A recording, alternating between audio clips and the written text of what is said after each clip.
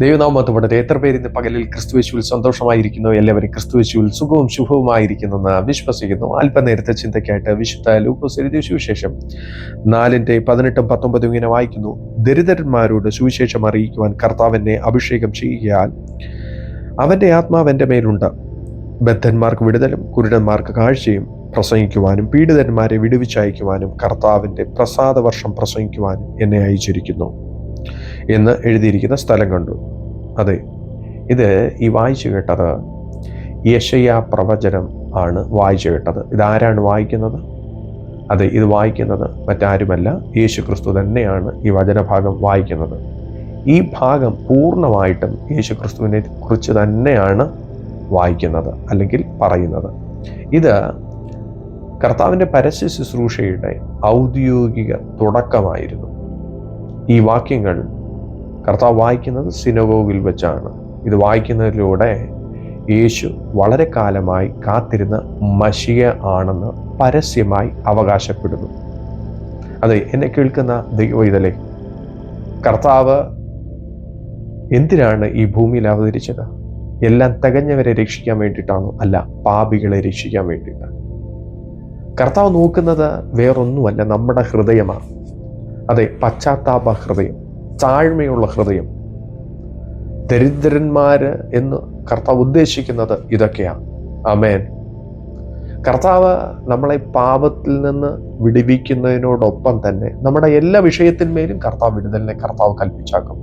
നമ്മുടെ ഹൃദയ നുറുക്കം, നമ്മുടെ പ്രയാസങ്ങൾ, നമ്മുടെ ബുദ്ധിമുട്ടുകൾ, നമ്മുടെ രോഗങ്ങൾ എല്ലാം കർത്താവ് അകറ്റും. അതെ, ഇതൊക്കെയുമായിട്ട് അന്നും പുരുഷാരം കർത്താവിൻ്റെ അരികിലേക്ക് വന്നിരുന്നു. അതെ, ഈ നല്ല വിശേഷവും ഈ സുവിശേഷവും അവരോട് പറയുകയുണ്ടായി. അത് മാത്രമല്ല, അവരിലെ രോഗികളെ ദൈവം സൗഖ്യമാക്കി, അവരുടെ ഹൃദയ നുറുക്കത്തെ കർത്താവ് മാറ്റി. ആശ്വാസപ്രദനായിരിക്കുന്ന കർത്താവ് അവർക്കെല്ലാമായി തീർന്നു, അവർക്ക് വേണ്ടിയ വിടുതലിനെ കൽപ്പിച്ചാക്കി. അതുകൊണ്ട് എന്നെ കേൾക്കുന്ന ദൈവവൈതലേ, ഈ ശബ്ദം കേട്ട് ഈ ദൈവസന്നിധിയിലേക്ക് അടുത്തു വന്നിരിക്കുന്ന ദൈവവൈതലാണോ അങ്ങ്? കർത്താവിൻ്റെ ശിഷ്യനാണോ അങ്ങ്?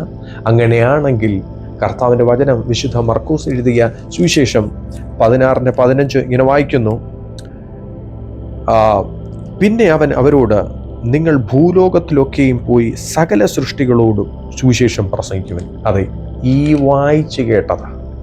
അതെ, വിശുദ്ധ ലൂക്കോസിൽ വായിച്ചു കേട്ട ആ സുവിശേഷം, യേശു ക്രിസ്തു പറഞ്ഞ ആ സുവിശേഷം ജാതികളോട്, കർത്താവിനെ ഇന്ന് വരെ അറിഞ്ഞിട്ടില്ലാത്തവരോട് പ്രസംഗിക്കുവാനാണ് എന്നെ നിങ്ങളെ വിളിച്ചിരിക്കുന്നത്. അത് ദൈവം നമ്മുടെ കൈ തന്നിരിക്കുന്ന എന്തു പ്ലാറ്റ്ഫോമായിരുന്നാലും കൃപയാൽ ഉപയോഗിച്ചാട്ടെ. ദൈവം നിങ്ങളെ അനുഗ്രഹിക്കും. നമുക്ക് കണ്ണുകളെ അടയ്ക്കാൻ പ്രാർത്ഥിക്കും. കർത്താവെ, നൽകി തന്ന അനുഗ്രഹിക്കപ്പെട്ട പ്രഭാതത്തിനിട്ട് നന്ദിയോടെ സ്തുതിക്കുന്നു. അപ്പാ, ഈ വചനം ശ്രവിച്ചുകൊണ്ടിരുന്ന കർത്താവിൻ്റെ മക്കളെ അനുഗ്രഹിച്ചു പ്രാർത്ഥിക്കുന്നു. ദൈവം അവർക്ക് കൊടുത്തിരിക്കുന്ന റിസോഴ്സുകൾ ഉപയോഗിച്ച് കർത്താവ് ഈ സുവിശേഷം അനവധി പേർക്ക് സ്പ്രെഡ് ചെയ്യുവാൻ കർത്താവ് ഈ ദിവസങ്ങളിൽ അവരെ ഉപയോഗിക്കണമെന്ന് പ്രാർത്ഥിക്കുന്നു.